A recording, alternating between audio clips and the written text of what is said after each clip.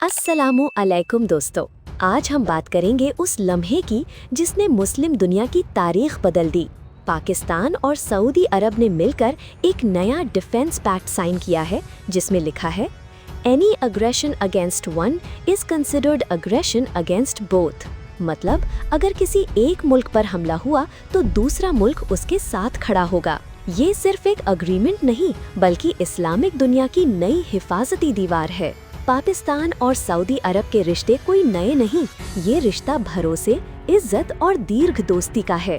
Saudi अरब ने हमेशा पाकिस्तान की मदद की, चाहे वो ऑयल क्राइसिस हो या पाकिस्तान की इकोनॉमी को संभालना।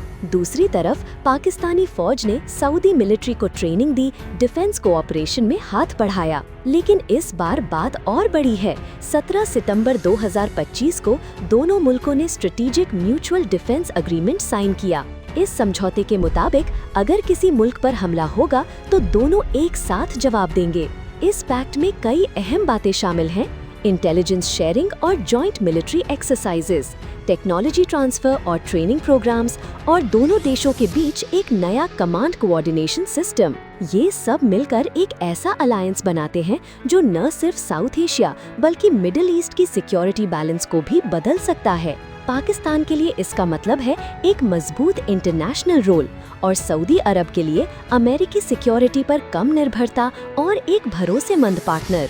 दोनों मुल्कों का कहना है कि ये पैक्ट किसी के खिलाफ नहीं है बल्कि सिर्फ डिफेंसिव अलायंस है, यानी मिलकर अपने लोगों और सरहदों की हिफाजत करना। तो दोस्तों, ये एग्रीमेंट सिर्फ कागज पर नहीं बल्कि एक नए दौर की शुरुआत है। पाकिस्तान और सऊदी अरब अब सिर्फ दोस्त नहीं बल्कि स्ट्रेटेजिक पार्टनर्स बन चुके हैं। अगर किसी ने इन दोनों मुल्कों में से किसी एक पर हाथ उठाया तो जवाब दोनों देंगे, साथ मिलकर।